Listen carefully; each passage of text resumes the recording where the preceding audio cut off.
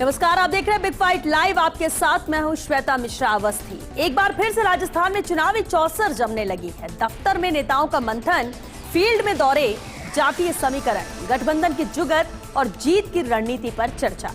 कुछ ऐसा ही हाल इन दिनों राजस्थान में बीजेपी हो या फिर कांग्रेस, दोनों का है। मुख्यमंत्री भजनलाल शर्मा, बीजेपी प्रदेश अध्यक्ष मदन राठौर और बीजेपी के प्रदेश प्रभारी राधा मोहन दास अग्रवाल ताबड़तोड़ दौरे कर रहे हैं और जनता के बीच जाकर नब्ज टटोलने की कोशिश में लगे हुए हैं। तो कांग्रेस भी बैठकें कर रही है। उपचुनाव में कैसे जीत मिले, इस पर रणनीति तैयार की जा रही है। क्षेत्रीय क्षत्रपों से गठबंधन किया जाए या फिर अकेले मैदान में उतरे, इस पर थोड़ा कांग्रेस में ऊहापोह की स्थिति है। उधर बीजेपी बजट घोषणा और मुख्यमंत्री भजनलाल शर्मा के ग्राउंड जीरो के दौरे से उत्साह में है। उपचुनाव में बाजी मारने के लिए बीजेपी अभी से जुट गई है। हाँ, ये भी है कि आदिवासी बेल्ट में भारतीय आदिवासी पार्टी जरूर कांग्रेस और बीजेपी के लिए चुनौती खड़ी कर सकती है। तो आज बात इसी मुद्दे पर कि कौन कितना तैयार।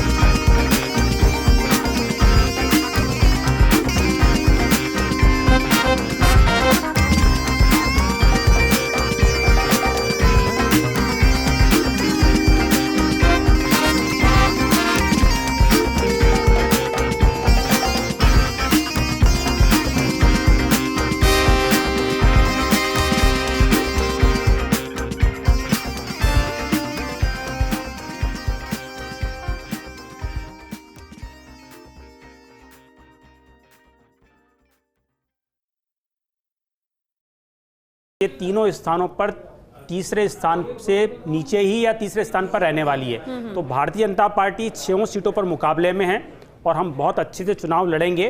और आप देखिएगा कि जब परिणाम आएंगे तो ऐसा लगेगा कि नहीं, राजस्थान में जो सरकार चल रही है बहुत ही अच्छी सरकार चल रही है, जिसको जन सरोकार से लेकर के जो जितने फैसले हमारी सरकार ले रही है। आश्वस्त है इन 6 सीटों को जीत दर्ज करने को लेकर, क्योंकि इससे पहले भी हाथ से तो गई ये सीट। देखिए श्वेता जी, भारतीय जनता पार्टी 6 चुनावों को लेकर के बहुत गंभीर है। हमने फील्ड में जो अपनी मेहनत होती है, जो प्रभारी होते हैं उनको नियुक्त कर दिया है। जो हमारे मोर्चे हैं, चाहे हम युवा मोर्चा की बात कर लें, चाहे महिला मोर्चा की बात कर लें, किसान मोर्चा, SC ST मोर्चा, OBC मोर्चा के, ये 6 के 6 मोर्चे लग गए हैं और बूथ स्तर तक हमारी तैयारी है। आप मान के चलिए भारतीय जनता पार्टी बहुत अच्छे से चुनाव लड़ेगी और हम 6 की 6 सीटें जीतेंगे। ठीक है स्वर्णिम जी, 6 की 6 सीटें जीतने का दावा तो बीजेपी की तरफ से किया जा रहा है, यानी आशीष जी कह रहे हैं। लेकिन एक बात उन्होंने कही साथ ही साथ कि 3 सीटें हैं जिस पर तो कांग्रेस सेकंड नंबर पे भी नहीं रहने वाली, तीसरे स्थान पर रहेगी। ये इनका कॉन्फिडेंस है। लेकिन कांग्रेस की तैयारी और बैठक जो चल रही है या इन 6 सीटों को लेकर, गठबंधन को लेकर भी जो चर्चाएं हैं, हम चाहेंगे कि उससे वो तस्वीर भी आप साफ करें। देखिए, आज प्रदेश में जो स्थितियां हैं कानून व्यवस्था से लेकर के सरकार के कामकाज को लेकर के, आज 200 की 200 सीट पर भारतीय जनता पार्टी टक्कर में नहीं है। अगर चुनाव हो जाए तो ये तो 6 सीट की बात है। 6 सीट में 5 ये अधिकांश सीट वो है जहाँ पे भारतीय जनता पार्टी जीती नहीं थी, 1 सीट को छोड़ करके, और वो सीट भी अब भारतीय जनता पार्टी गंवाने वाली है। जब सरकार बनी थी उसके 1 माह में आप मंत्री बना करके चुनाव नहीं जीत पाए थे कर्णपुर में, वो हालात भी हमने देखे। और उसके बाद बद से बदतर होते हुए जो लोकसभा चुनाव में जहां इनके ही मुख्यमंत्री दावा कर रहे थे हर सीट 4 लाख के अंतर से जीतेंगे, वहां पे कितनी 11 सीट पर तो हार कम देखना ही पड़ा, और बाकी कम मार्जिन से 3 सीट और हारे। तो ये स्थितियां भारतीय जनता पार्टी की हो चुकी हैं। आज जो घटनाक्रम है पूरे देश में जो है चर्चा का विषय है कि नहीं सहेगा राजस्थान बोलने वाली भारतीय जनता पार्टी के शासन में आज जो कानून व्यवस्था की स्थिति बद से बदतर होती जा रही है। बलात्कार और पॉक्सो जैसे केस जिसमें महिलाओं के साथ रेप के केसेस हैं या बच्चों के साथ रेप के केसेस है, 10 से 11% की इनमें बढ़ोतरी हो गई इनके शासन में, और सरकार कुछ कर नहीं पा रही है। लगातार विभत्स घटनाएं जो हैं शर्मसार कर रही हैं और डरा रही हैं यहाँ राजस्थान के निवासियों को। हमने वो तस्वीर भी देखी कि मुख्यमंत्री जाते हैं, गड्ढों में से उनका काफिला गुजरता है और वो कहते हैं कि मैं इसकी जांच कराऊंगा। अरे जहां मुख्यमंत्री जाता है वो तो मुखिया होते हैं, सरकार चलाने वाले होते हैं, और उनको भी अगर गड्ढों में सो करके गुजरना पड़े तो सबको समझ में आता है कि प्रदेश के क्या हालात रहे होंगे। और स्थिति देखिए आप सरकार की, इस सरकार में ये समझ में नहीं आता कि कौन तो मंत्री है कौन नहीं है। ठीक है ना, ये तो इस सरकार का, लेकिन अगर हम कांग्रेस की बात करें, क्योंकि ये मौका है, 6 सीटें हैं, गठबंधन को लेकर क्या गठबंधन रहेगा कौन सी? क्योंकि 2 सीटें तो एक बीएपी एक आरएलपी से है, एक बीजेपी की है, बाकी तो 3 कांग्रेस की। अगर जीत के आती है तो वो उन्हीं की सीटें वापसी मिली, लेकिन अगर प्लस में जाने की बात है तो उसके लिए कांग्रेस क्या कोशिश कर रही है? देखिए, हमारा जो गठबंधन हुआ था वो अभी तक लोकसभा चुनाव के लिए था। अब अगर गठबंधन होता है तो वो निर्णय दिल्ली में हमारे जो कहना चाहिए सेंट्रल इलेक्शन कमेटी है उस स्तर पर तय होगा। वो होगा कब होगा ये बाद की बात है, लेकिन आज की तारीख में अगर गठबंधन भी होता है तो भी कांग्रेस के संगठन को हम पूरे 6 की 6 सीटों पर सक्रिय कर रहे हैं। उसके लिए हमारी लगातार बैठक चल रही है। आज भी 2 विधानसभा क्षेत्र हमारे देवली उनियारा और खींवसर को लेकर के बैठक हुई। बैठक में हमने जितने प्रमुख कांग्रेस के वहाँ के नेता हैं, पदाधिकारी हैं, जनप्रतिनिधि हैं, चाहे निकायों के हों चाहे पंचायती राज के हों, उन सबको बुला करके निर्देश दिए, फीडबैक लिए, और उसके आधार पर जो कुछ सक्रिय लोग हैं उनकी आज हमने नियुक्तियां भी की हैं। तो वो सब चीजें चल रही हैं। हम 6 की 6 सीट पे चुनाव लड़ने की तैयारी कर रहे हैं, तैयार हैं। अगर हम चुनाव लड़ेंगे तो भी हमारा संगठन सक्रिय रहेगा, और यदि कोई मान लीजिए कहीं गठबंधन होता है तो वो जो गठबंधन में जहां सीट जाएगी वहां पे हमारा संगठन उसकी मदद करेगा। लेकिन तय बात है कि 6 की 6 सीट कांग्रेस पार्टी जीतेगी। भारतीय जनता पार्टी को 1 सीट भी इनमें से मिलने वाली नहीं है। भारतीय जनता पार्टी को जनता नकार चुकी है, और उसको यही जो निर्णय है परिलक्षित होगा इन 6 सीटों के चुनाव परिणाम में। मिथिलेश जी, अब 6 अहम सीटें हैं, लेकिन लोकसभा चुनाव के परिणाम कह सकते हैं कि राजस्थान में कांग्रेस के लिए कहीं ना कहीं बूस्ट ये परिणाम कर रहे हैं कांग्रेस को, इसलिए कांग्रेस और ज्यादा मजबूती के साथ और ज्यादा कॉन्फिडेंस के साथ ये बातें कह रही है। लेकिन इन 6 सीटों पर अगर आपके एनालिसिस की मैं बात करूं, क्या आपको लगता है कि पिछले जो विधानसभा के परिणाम रहे हैं लगभग वैसा ही नजर आता है आपको, या आपको लगता है कि कुछ उलटफेर हो सकता है? क्योंकि चुनाव, विधानसभा चुनाव के बाद और अब ये उपचुनाव होना, वक्त भी काफी बीत चुका है। निश्चित रूप से ये 6 उपचुनाव को 3 टुकड़ों में बांट दिया जाए तो बेहतर होगा। पहला है दौसा और देवली उनियारा, इसमें है सचिन पायलट का दबदबा। दूसरा है झुंझुनू और खींवसर, उसमें हरीश चौधरी और गोविंद सिंह डोटासरा का दबदबा। और जो एक और बेल्ट है जिसमें कभी महेंद्रजीत मालवीय हुआ करते थे, वो भाजपा के साथ है, वो अमृतलाल मीणा वाली सीट और 84 सीट, सलूम्बर और 84 का फैसला। अब इंपॉर्टेंट चीज है कि आज की तारीख में पूरे देश में भाजपा एक ऐसे संक्रमण काल के दौर से गुजर रही है जब उनके खिलाफ हवा बनती जा रही है। तो ऐसे में कैंडिडेट और स्ट्रेटेजी दोनों इंपॉर्टेंट होगी। बिल्कुल, मिथिलेश आप अपनी बात पूरी कीजिएगा। इस बीच बड़ी खबर आ रही है, उसका रुख कर लेते हैं। जय शाह बने आईसीसी के नए चेयरमैन। इस वक्त ये बड़ी खबर है, आईसीसी के चेयरमैन चुने गए हैं जय शाह। बड़ी खबर है, जहां एक नई जिम्मेदारी में अब जय शाह नजर आएंगे आईसीसी चेयरमैन के तौर पर। इस वक्त ये बड़ी खबर है, नई जिम्मेदारी संभालेंगे जय शाह। आईसीसी के नए चेयरमैन चुने गए हैं जय शाह। इस वक्त ये बड़ी खबर, निर्विरोध चुने गए हैं चेयरमैन जय शाह। इस वक्त ये बड़ी खबर है, अब 1 दिसंबर से संभालेंगे वो कार्यभार।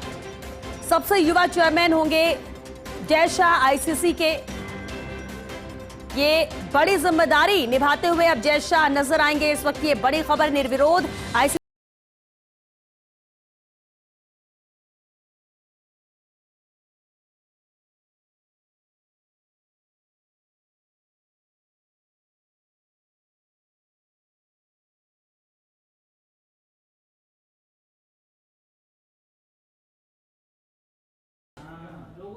और चलिए वापस चर्चा का रुख करते। मिथिलेश, जिस वक्त आपको रोका था, आप बात पूरी कीजिए। तो सबसे इंपॉर्टेंट चीज ये है कि क्या आरएलपी का और कांग्रेस का पैक्ट होता है या नहीं किमशर में। अगर नहीं होता है तो हनुमान बेनीवाल ऐलान कर चुके हैं कि 22,000 वोट उनके पिछले विधानसभा चुनाव में देवली उनियारा में आए थे, वहां वो कैंडिडेट खड़े करेंगे, झुंझुनू में कैंडिडेट खड़े करेंगे। तो ऐसे में जो दोनों पार्टियों के लिए कहीं वोटों का प्रॉब्लम क्रिएट हो सकता है। तीसरा, बीजेपी के लिए पूर्वी राजस्थान में सबसे बड़ी चुनौती है डॉक्टर किरोड़ीलाल मीणा कि बाबा कहता है भवानी जागेगी जब मैं काम ज्वाइन कर लूंगा। और दूसरा देखिए, आपने राधा मोहन दास जी ने जब से कामभार संभाला है, उन्होंने राजेंद्र राठौड़ टोंक के प्रभारी हैं, और उनके लिए कल जो धर्मेंद्र राठौड़ ने एक ट्वीट किया उसमें लिखा कि राम किसी को मारता नहीं, कर कर खोटे काम। तो इसका मतलब कहीं कहीं राजेंद्र राठौड़ जो प्रभारी हैं उसके ऊपर कांग्रेस प्रहार कर रही है। तो ऐसा मौका अगर बीजेपी देगी तो कैसे पार पड़ेगी, ये एक इंपॉर्टेंट है। जो आज बिड़ला सभागार में क्षत्रिय समाज का जो सामाजिक मंच, न्याय मंच का जो हुआ, उसमें उन्होंने कहा कि मुख्यमंत्री भजनलाल भी हमसे ही निकले हैं। लेकिन इंपॉर्टेंट चीज यह है कि उन्होंने कहा कि क्षत्रिय समाज सरकार से संतुष्ट नहीं है। तो क्या क्षत्रिय समाज के वोट मिलेंगे या नहीं मिलेंगे? फिर आपने जो शब्द बोले जिन पर आज बीजेपी के कार्यालय के खिलाफ प्रदर्शन हुआ कांग्रेस का, जिसमें कहा कि राजनीतिक कपाल क्रिया हो गई है, सचिन पायलट है, तो क्या आप एक जगह अगर गुजर खड़ा करते हैं तो क्या गुजर सचिन पायलट को छोड़कर बीजेपी की तरफ जाते हैं या नहीं? क्या जवाहर सिंह बेडम का जलजला कायम है? क्या धर्मपाल इंजीनियर का जलजला कायम है? क्या गुजर कम्युनिटी में हंसराज पटेल सचिन पायलट की तोड़ बन पाए? ये उपचुनाव तय करेंगे। ये बहुत बड़ा टेस्ट है। और सबसे इंपॉर्टेंट है कि भजनलाल जी के लिए जो कानून व्यवस्था है जोधपुर में हो, अगस्त में इतनी सारी घटनाएं हो जाना, 5 से ज्यादा जो घटनाएं हुई है ये बताती है। दूसरा, जिस आंदोलन के दम पर इनको पिछली सरकार में कामयाबी मिली, खुद भजनलाल जी ने ट्वीट किया था कि जो संत विजय दास का आत्मदाह बेकार नहीं जाएगा, और उसी विजय दास के चालान को उसको FR लगा दी गई। तो क्या वो न्याय मिलेगा? जेपी नड्डा भी आए थे, अरुण सिंह भी आए थे, उन्होंने कहा था। तो आज वो खनन माफिया कहां चले गए? आज लोग पूछ रहे हैं कि पिछली सरकार में जो अभी एक बाबूलाल बैरवा का कांड हुआ, उसमें एक पत्रकार का भी नाम आया, वो पिछली सरकार में भी उसके खिलाफ 7 मुकदमे थे और इस सरकार में भी कोई कार्रवाई नहीं हो रही। तो लोगों को लग रहा है कि मिला जुली का गेम चल रहा है कांग्रेस बीजेपी में, तो कैसे इस मिथक को तोड़ा जाए? तो भजनलाल जी के लिए कई चुनौतियां हैं और उनमें सबसे बड़ी लेकिन अभी आपने जो बयानों का जिक्र किया, क्या ये बीजेपी को ही तो नुकसान नहीं पहुंचाएंगे? बिल्कुल। राधा मोहन जी का बयान से आज देखिए कि राजेंद्र राठौड़ के समर्थक किस तरीके से सोशल मीडिया पर अपना जहर उगल रहे हैं। अब दामोदर दास जी के लिए कहा जाता है, राधा मोहन जी के लिए कि वो तो डॉक्टर हैं, जाते हैं, ऐसे ही करेंगे। तो ऐसे ही करेंगे तो राजस्थान अलग है, वो अलग है। आपको पहले यहाँ की ज्योग्राफी समझिए, इकोनॉमिक समझिए, सोशल फिनोमेना समझिए। कि बीजेपी एक तरफ तो ग्राउंड पे कोशिश कर ली, लेकिन दूसरे जो बयान आते हैं और जो विरोधाभास नजर आता है वही ना नुकसान पहुंचा दे। कांग्रेस और दूसरे खेमे की तो बात ही छोड़े है। देखिए श्वेता जी, जहां तक चुनाव की बात है, चुनाव को लेकर के हमारी एक तैयारी है। और अभी मैं स्वर्णिम जी को भी सुन रहा था, जिस तरह स्वर्णिम जी ने राजस्थान में महिला सुरक्षा की बात की। 2019, 20, 21, 22, 23 में राजस्थान में एक सरकार थी जो महिला सुरक्षा के नाम पर कलंक थी। और जब से हमारी सरकार बनी श्वेता जी, हमने तय किया कि महिला सुरक्षा हमारी प्राथमिकता है, अवैध खनन रोकना हमारी प्राथमिकता है। साइबर क्राइम का जिस तरह से राजस्थान में जाल फैला था और जिस तरह से हमने एक ऑपरेशन चलाया यहाँ पे, ऑपरेशन वायरस, और जितनी सफलता हमको मिली है, जिस तरह से राजस्थान का युवा आए दिन पेपर लीक के कारण से बड़ा ही पीड़ित था, उसको हमने एक राहत दी है। तो राजस्थान में एक ऐसी सरकार है जो पिछले 5 सालों में जिससे जनता व्यथित थी, उनसे दूर करने के लिए हमने एक अभियान चलाया है। यानी आप ये कह रहे हैं कि इन 8 महीने के जो काम है सरकार के, वही जनता पर असर कर रहे हैं, जनता उसी आधार पर एक बार फिर बीजेपी को मौका देगी। देखिए श्वेता जी, बार बार हम बात करते हैं लोकसभा के चुनाव की। लोकसभा के चुनाव में भारतीय जनता पार्टी की 14 सीटें आई है, कांग्रेस को महज 8 सीटें मिली है। हमारा वोट परसेंट कांग्रेस से बहुत ज्यादा है, तो कांग्रेस को किसी मुगालते में नहीं रहना चाहिए। आप मान के चलिए कि जो उपचुनाव होंगे उसमें जनता तय करेगी कि कौन सी ऐसी सरकार है जो जन कल्याणकारी योजनाएं चला रही है। चलिए ये बीजेपी के लिए अच्छा, लेकिन आप कह रहे हैं ना कि मुगालते में कांग्रेस को नहीं रहना चाहिए, तो वो कौन सी वजह जो कांग्रेस को इतना कॉन्फिडेंस कांग्रेस के अंदर ला रही है? देखिए वो क्या रहा था, देखिए श्वेता जी देखिए 2014 में जब से नरेंद्र मोदी जी के नेतृत्व में देश में भारतीय जनता पार्टी की सरकार बनी है, और जिस हिसाब से राजस्थान में चुनाव हुए, चाहे 2014 का चुनाव हुआ, चाहे 19 का चुनाव हुआ, और जिस तरह से कांग्रेस शून्य पर सिमट गई, और इस बार कुछ ऐसे कारण रहे जिसके कारण से इनकी 8 सीटें आ गई। और अभी हम अलायंस की बात कर रहे थे, अभी जैमिनी जी भी बोल रहे थे और स्वर्णिम जी भी बोल रहे थे अलायंस की बात। भाई अलायंस का होगा या नहीं होगा ये तो तय करके बताए। इनके प्रदेश अध्यक्ष तो बोल रहे हैं कि हम 6 की 6 सीटों पर अकेले चुनाव लड़ेंगे। तो क्या स्वर्णिम जी जो प्रदेश अध्यक्ष जी हैं उनकी बात को आप ओवरराइड कर रहे हैं कि नहीं हमारा अलायंस होगा नहीं होगा, दिल्ली तय करेगा? तो पहले आप अपना स्टैंड तो क्लियर कीजिए कि भाई आपको करना क्या है। और आप मान के चलिए 3 सीटों पर, जो मैंने पहले भी अपने कमेंट में कहा है कि चाहे हम 84 की बात करें, सलूम्बर की बात कर लें, खीवसर की बात कर लें, कांग्रेस फाइट में ही नहीं है इन तीनों सीटों पर। तो ठीक है, लेकिन स्वर्णिम जी लोकसभा चुनाव के लिए अभी आपने भी कहा, ठीक है अभी ये तय होना बाकी है, लेकिन लोकसभा चुनाव के लिए हमने गठबंधन कर लिया, विधानसभा में भी तय करना बाकी है। कभी वही आमने सामने हो जाएगी पार्टी, कभी वही साथ में होकर चुनाव लड़ेगी, तो जनता भी तो कंफ्यूज हो गया अभी तो, क्योंकि लोकसभा चुनाव अभी अभी संपन्न हुए, परिणाम सामने आया, तो ऐसे में लगता है इन दोनों को जोड़कर ही जनता देखती है कि नहीं गठबंधन था और हमने उसी लिहाज से यहाँ पर वोट भी डाले। देखिए जनता ने आपस में जब हम आपने सामने चुनाव लड़े तब भी वोट दिया था, आज गठबंधन होगा तो उस हिसाब से चुनाव लड़ा जाएगा। एक बात तय है कि आज हमारे प्रदेश अध्यक्ष जो हैं उन्होंने भी ये कहा कि गठबंधन का निर्णय आलाकमान करेगा। हम तैयारी कर रहे हैं, ग्रास रूट वर्कर हमारा जो है तैयार है, पूरे जमीनी स्तर पर एक एक घर जाकर के लोगों के बीच भारतीय जनता पार्टी की विफलताओं को उजागर करने का काम लगातार जारी है। ये कांग्रेस का संगठन गोविंद सिंह डोटासरा जी के निर्देश पर लगातार कर रहा है। और इन 6 की 6 विधानसभा क्षेत्रों में तो है ही है, इसके अलावा बाकी के जो भी और क्षेत्र हैं उसमें जिला स्तर पर यह अभियान जारी है। और इसी का परिणाम था कि आपने देखा होगा कि भारतीय जनता पार्टी को करारी हार देखने को मिली थी, हम तब लोकसभा चुनाव में भी और कर्णपुर चुनाव में भी वही स्थिति, और उसी तरह से हम चुनाव लड़ेंगे बिल्कुल।